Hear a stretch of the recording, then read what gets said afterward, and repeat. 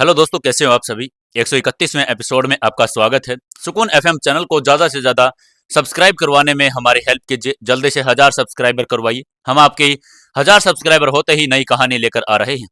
चलिए शुरू करते हैं कहानी। रात का सन्नाटा पूरे शहर पर छाया हुआ था।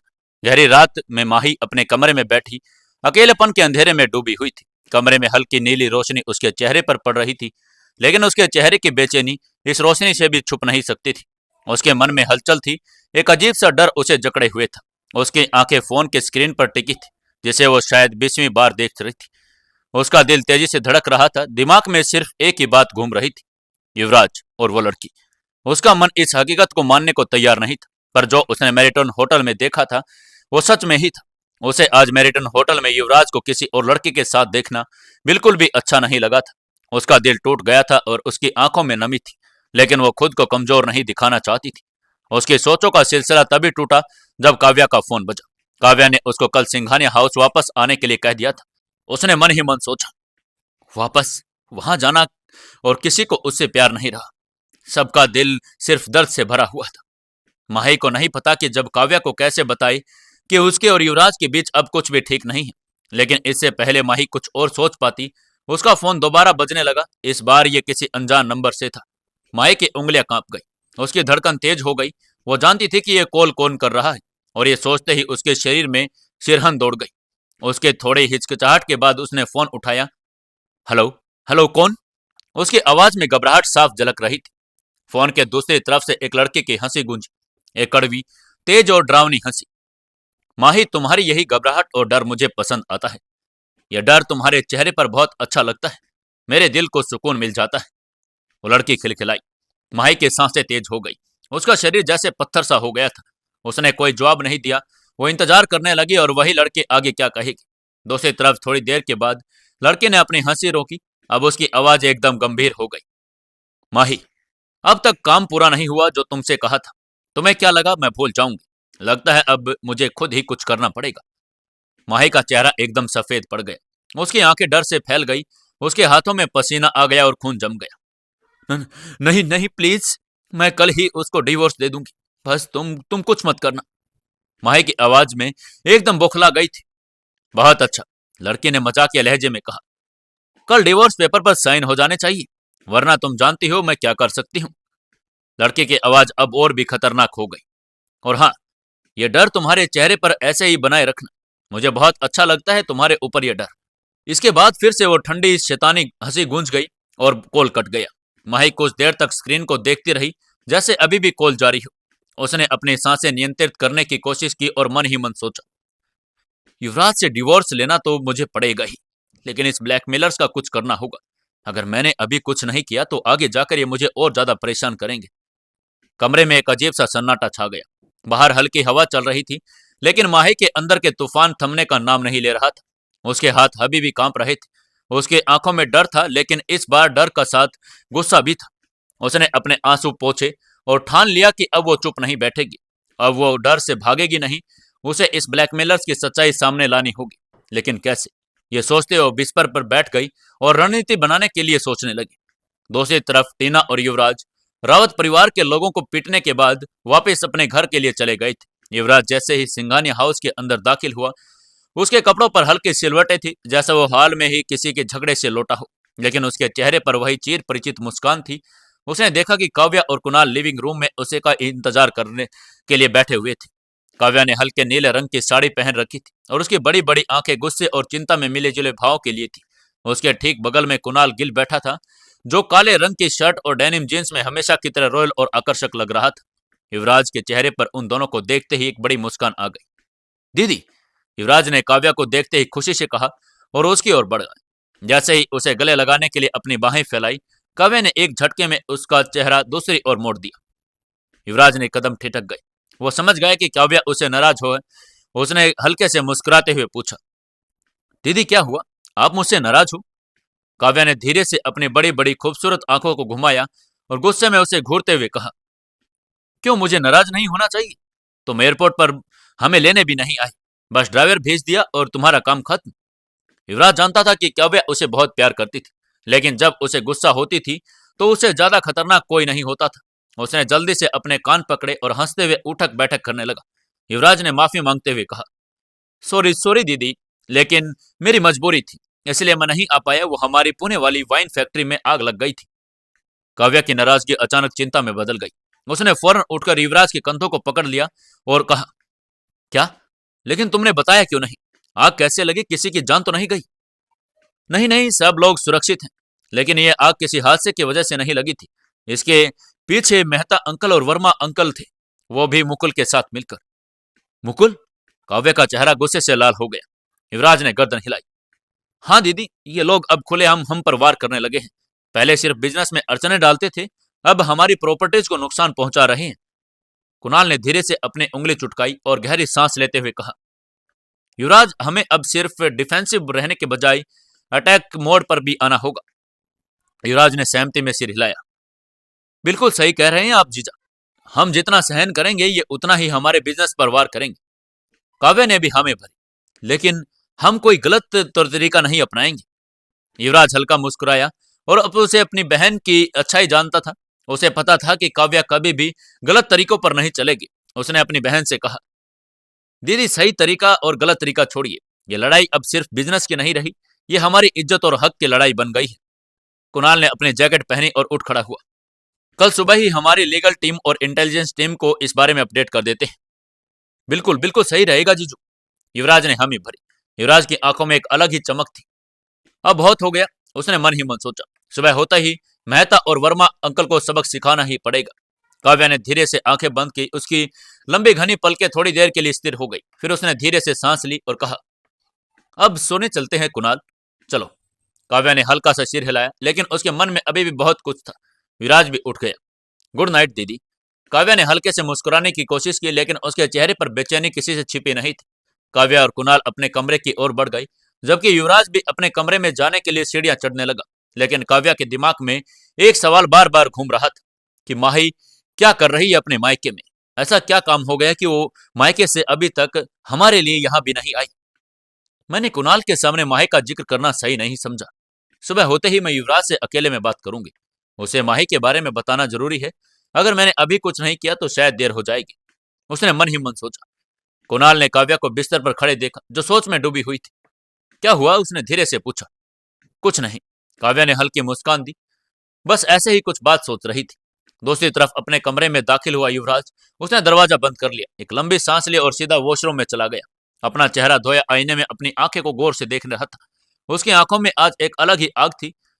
अब बस बहुत हो गया, उन लोगों को तो सबक सिखाना ही पड़ेगा, वो अपने आप से बोला। उसने अपने चेहरे को तौलिए से पोंछा, जैकेट उतारी और सोफे पर फेंक दी। वो बेड पर बैठते ही गहरी सोच में डूब गया। मेहता और वर्मा, तुम्हारी साजिशें मुझे नहीं रोक पाएंगी। मैंने अब फैसला कर लिया है। युवराज ने अपनी उंगलियों को चटकाया और हल्की मुस्कान के साथ बुदबुदाया। अब खेल ये हमारे हिसाब से चलेगा।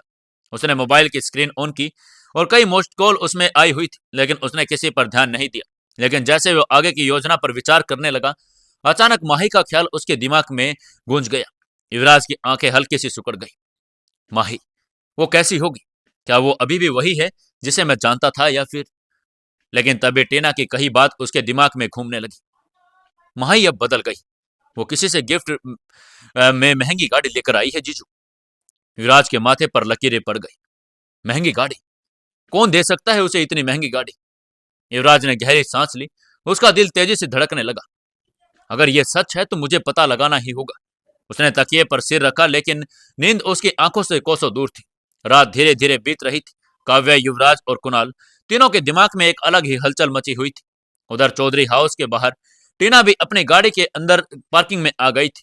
वो कार से उतरी, अपने सुंदर बालों को एक झटके में पीछे किया और अपने ही रुतबे पर मुस्कुराई।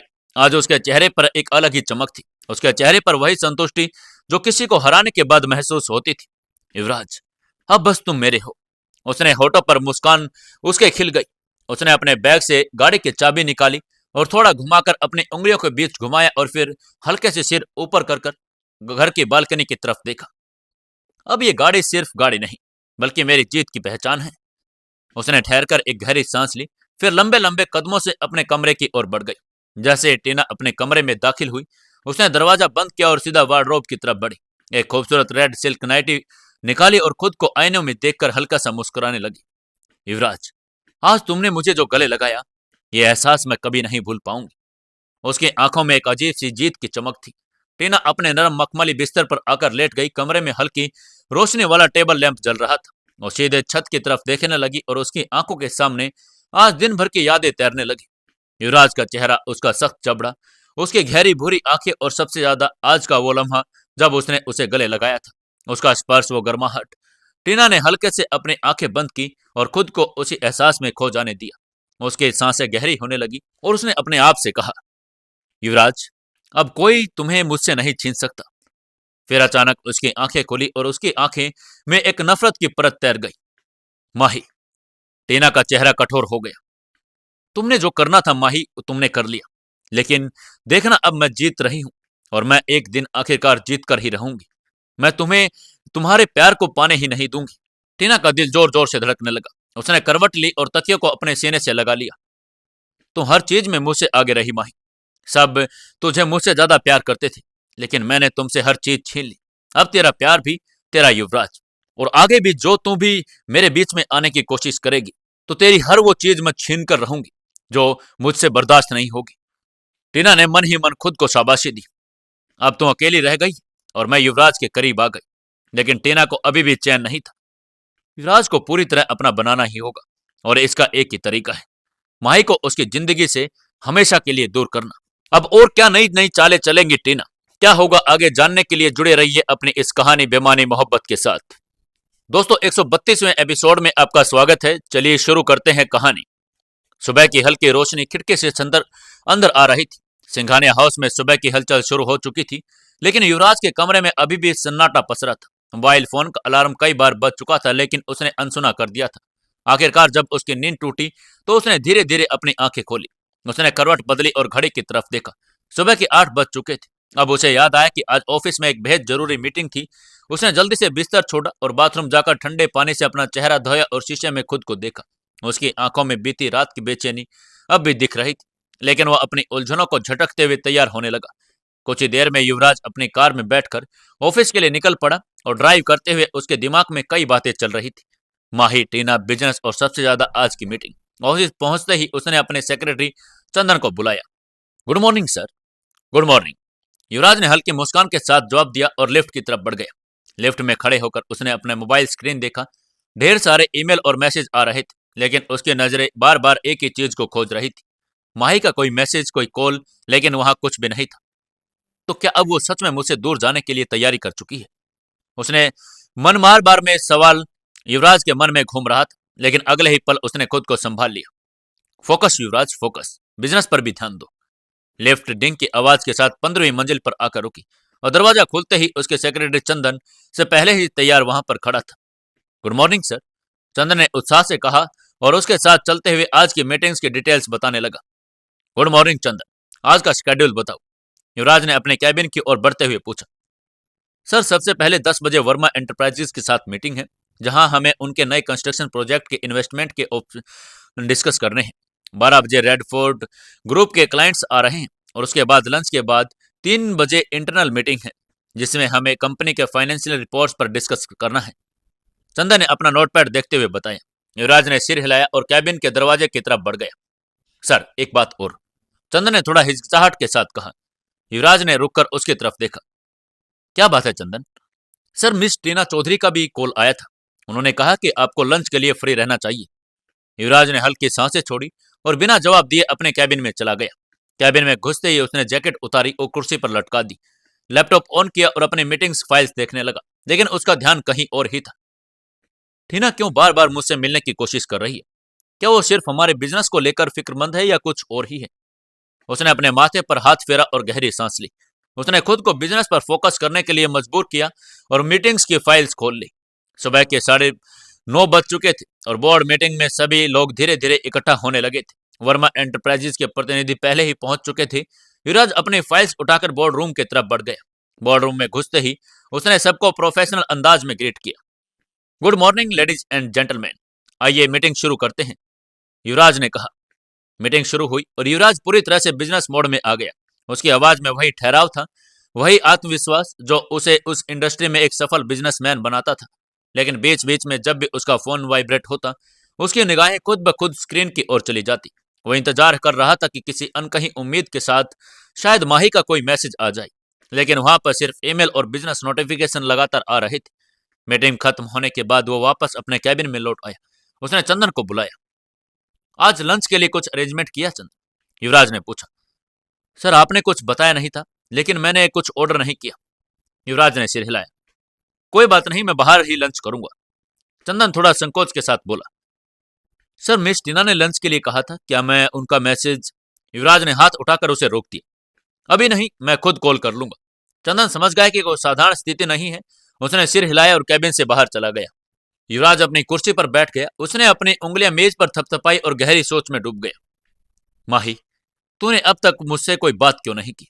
उसके मन में सवाल उभरने लगे। क्या वो सच में मुझसे दूर जाना चाहती, या फिर सिर्फ गुस्से में है? युवराज को याद आया कि आखिरी बार उसने माही को मेरिटन होटल में देखा था। उसके चेहरे की उदासी, उसकी आंखों में वो दर्द, बार बार वही दिखाई दे रहा था। अगर वो सच में डिवोर्स के लिए सीरियस है तो मुझे भी इस फैसले के लिए तैयार होना ही होगा। लेकिन क्या ये इतना आसान होगा? उसने अपने फोन की स्क्रीन ऑन की और माही का नंबर डायल करने के लिए उंगलियां आगे बढ़ाई। फिर वो अचानक रुक गया। क्या मुझे उससे बात करनी चाहिए, या उसे खुद पहल कर देनी चाहिए? उसने गहरी सांस ली और फोन वापस टेबल पर रख दिया। नहीं, अभी नहीं। अगर उसे बात करनी होगी तो वो खुद करेगी। लेकिन उसके दिल की धड़कनें कह रही थी कि बहुत कुछ बदलने ही वाला है। सुबह की हल्की रोशनी पर्दों से छनकर कमरों में आ रही थी, लेकिन माही की अचानक आंखों में वो चमक नहीं थी जो कभी पहले हुआ करती थी। वो बिस्तर पर लेटी हुई छत की ओर देख रही थी, लेकिन उसका मन कहीं और ही था। रात भर वो सो नहीं पाई थी। करवटें बदलते बदलते कब सुबह हो गई उसे पता ही नहीं चला था। उसकी आंखों में हल्की लालिमा थी, जो ये साफ दिखाई दे रही थी कि वो पूरी तरह रात में बेचैनी में गुजार रही थी। उसका दिल बार बार एक ही सवाल उठा रहा था। क्या ये सही फैसला है? क्या मुझे वाकई में युवराज से अलग हो जाना चाहिए? माही ने करवट बदली और अपने फोन की ओर देखा। उसकी उंगलियां अनायास ही व्हाट्सएप खोलने लगी। क्या उसने कोई मैसेज किया? लेकिन इनबॉक्स में सिर्फ ऑफिस के मेल्स और प्रोफेशनल मैसेज थे। युवराज की ओर से कुछ भी नहीं आया था। उसका दिल हल्का सा बैठ गया। कहीं ना कहीं उम्मीद थी कि शायद युवराज उसे रोकेगा, कुछ कहेगा, लेकिन उसने तो एक बार कॉल भी नहीं किया। तो क्या अब उसे कोई फर्क भी नहीं पड़ता? ये ख्याल आते ही माही की आंखों में हल्की सी नमी आ गई। उसने झट से फोन टेबल पर रख दिया और खुद को संभालने की कोशिश की। नहीं माही, अब तुझे कमजोर नहीं पड़ना। जो भी हुआ अच्छा नहीं हुआ। अब इस रिश्ते को खत्म करना ही सही रहेगा। वो धीरे धीरे बिस्तर से उठी और वॉशरूम में चली गई। ठंडे पानी से चेहरा धोते ही एक हल्की ठंडे महसूस हुई, और लेकिन दिल की जलन अब भी वैसी की वैसी थी।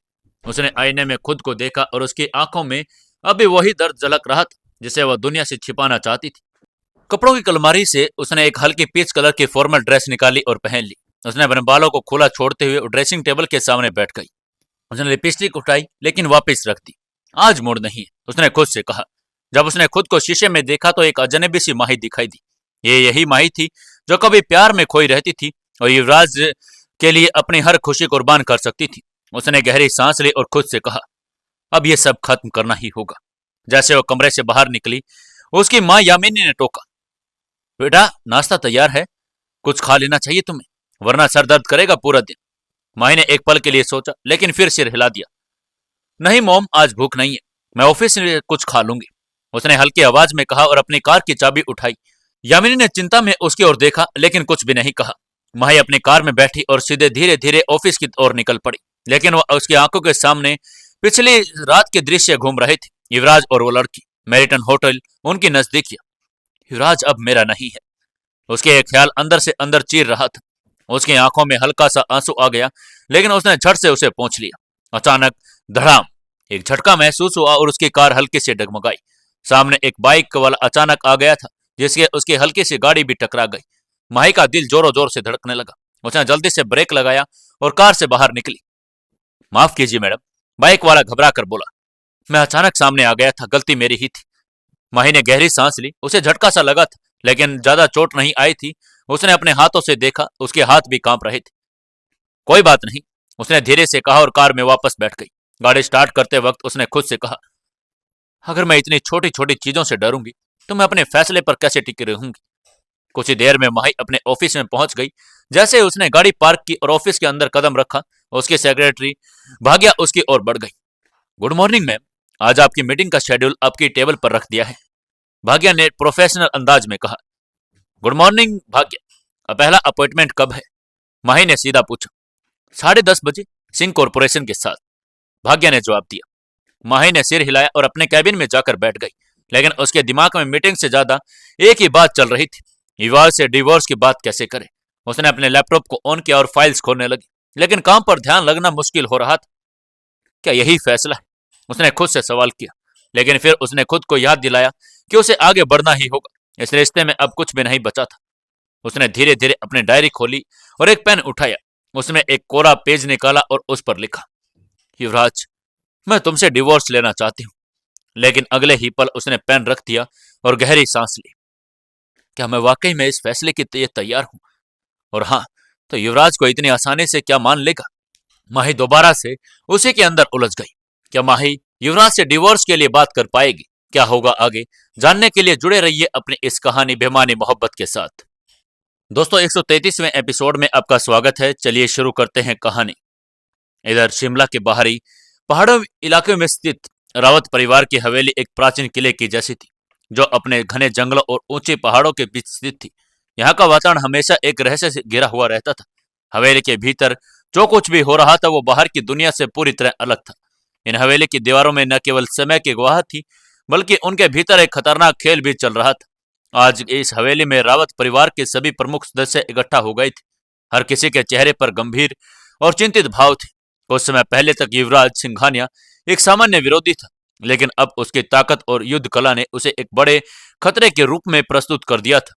बलदेव रावत, जो परिवार के सबसे मुखिया थे, 65 वर्ष के हो चुके थे, लेकिन उनकी आंखों में आज भी वही खतरनाक ताजगी थी।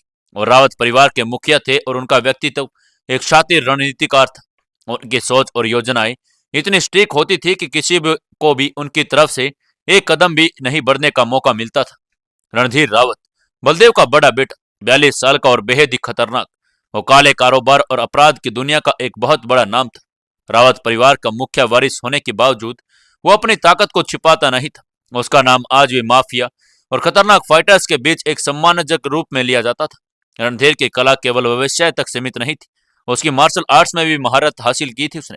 बलदेव रावत का दूसरा बेटा, जो 38 साल का और अत्यंत बेरहम, वह एक मार्शल आर्ट मास्टर था।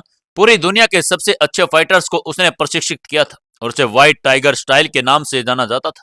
विक्रम का काम अपने विरोधियों को हराने के लिए किसी भी हमले से टालने में माहिर था। उसका स्वभाव हमेशा शांत और संयमित था, लेकिन उसकी ताकत की पहचान केवल उसके विरोधियों को ही थी। नेहा रावत, रणधीर की बहन नेहा, जो 32 साल की हो चुकी थी, लेकिन उसके दिमाग और रणनीतिकार की क्षमता ने उसे परिवार में एक अलग स्थान दिला दिया था। वो केवल मास्टरमाइंड नहीं थी, बल्कि एक कुशल रणनीतिकार भी थी। उसका काम बिजनेस, राजनीति और मीडिया पर कब्जा करना था। उसकी योजनाएं हमेशा बेहद सटीक और कुशल होती थी। अब रावत परिवार की बैठक में सबसे बड़ी समस्या थी, युवराज सिंघानिया एक अब गंभीर खतरे के रूप में सामने आ गया था। पहले केवल एक नाटक का हिस्सा था और अब एक वास्तविक दुश्मन बन चुका था। उसके साथ की लड़ाई सिर्फ एक सामान्य लड़ाई नहीं थी, बल्कि एक ऐसे युद्ध की स्थिति बन गई थी जिसमें दोनों पक्ष अपनी ताकतों और रणनीतियों को साबित करना चाहते थे। रणधीर ने गंभीरता से कहा, युवराज अब हमारे खिलाफ खड़ा हो चुका है। उसकी ताकत और उसकी लड़ाई की कला ने अब हमारे लिए एक खतरनाक दुश्मन बना दिया है। हमें उसकी योजना को खंडित करने के लिए एक रणनीति बनानी होगी। विक्रम ने भी गहरी सांस ली और कहा, वो मजबूत है भाई। हमने उसका सामना पहले भी किया था, लेकिन अब उसकी लड़ाई का तरीका अलग है। उसका ब्लैक ड्रैगन स्टाइल न केवल घातक है, बल्कि वो किसी भी हमले को नाकाम करने में माहिर बन गया है। नेहा ने अपनी चालाक मुस्कान के साथ कहा, हमारे पास बहुत कुछ है और हमें उस पर ताकत दिखानी चाहिए। अगर हम उसे पूरी तरह से चुनौती देंगे तो कभी भी हमारी शक्ति का मुकाबला नहीं कर पाएगा। बलदेव रावत, जो अपनी आंखों में एक तीव्रता ले रहे थे, वो बड़े ही तन्मयता से उन तीनों की तरफ देख रहे थे। फिर उन्होंने अपनी आवाज को बुलंद करते हुए कहा, हम उसे एक ऐसी चुनौती देंगे जिसे वह खुद ही इससे नहीं बच पाएगा। ये एक सामान्य लड़ाई नहीं होगी। हम उसे एक ऐसी योजना में फंसाना चाहते हैं जिसे वह नकार नहीं कर सके। रावत परिवार के सबसे अनुभवी सदस्य बलदेव रावत ने अपने गहरे अनुभव से एक योजना बनाई। उन्होंने कहा, हमें युवराज को एक अंतर्राष्ट्रीय मार्शल आर्ट प्रतियोगिता में घसीटना होगा।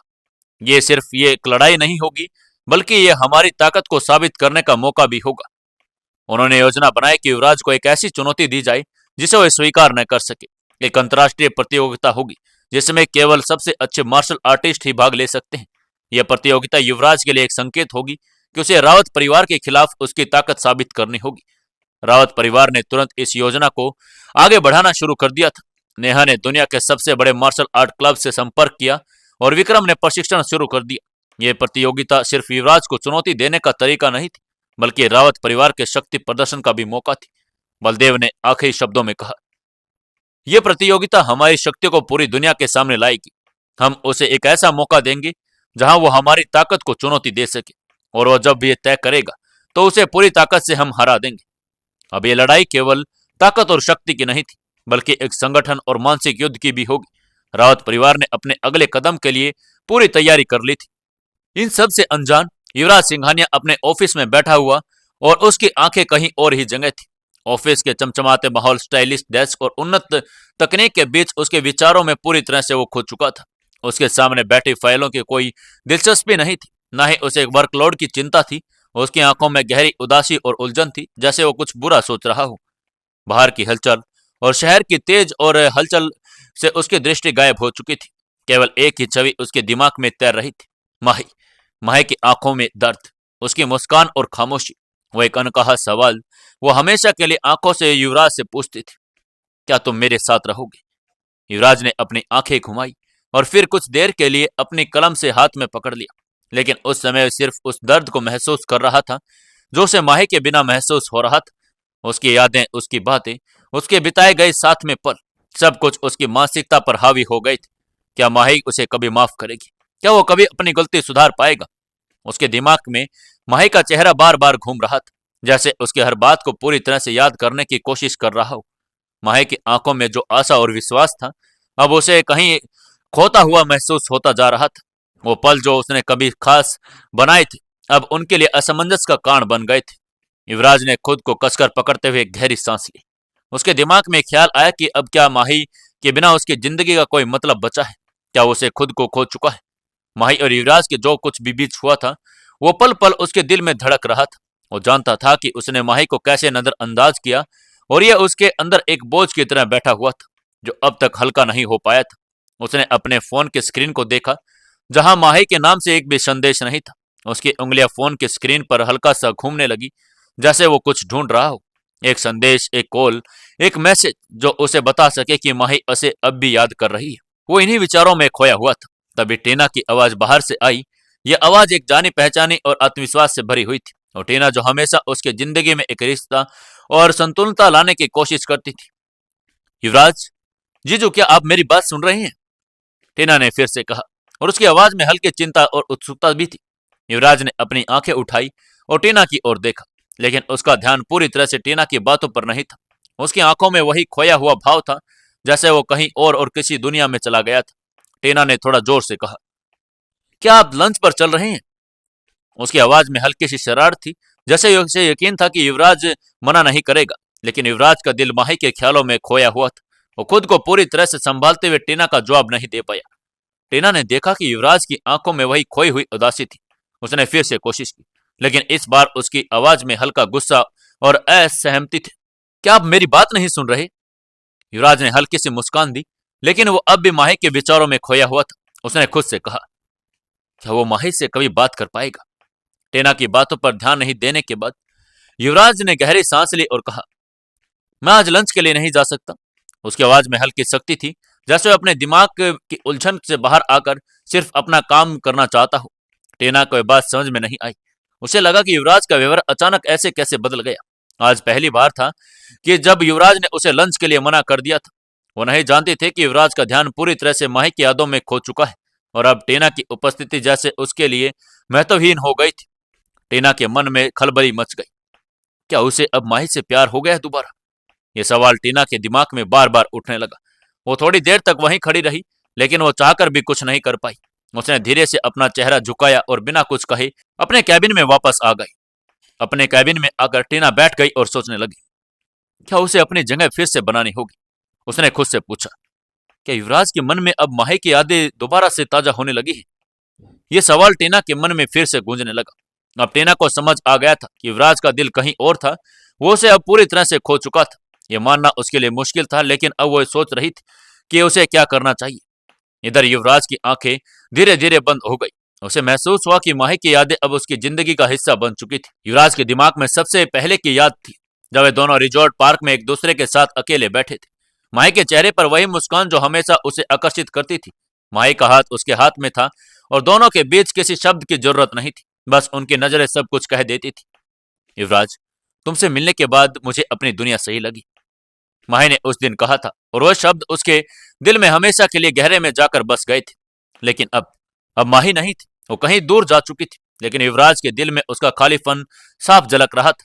माही का जाना, उनके रिश्ते का टूटना, अब सब उसकी जिंदगी का एक बहुत बड़ा खंजर की तरह घाव कर रहा था।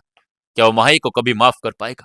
क्या वो फिर से उसी रिश्ते को खड़ा कर पाएगा जिसमें सिर्फ प्यार और विश्वास हो? युवराज ने गहरी सांस ली। उसके मन में हलचल थी, जैसे किसी के कठिन रास्ते से गुजरने का एहसास कर रहा हो।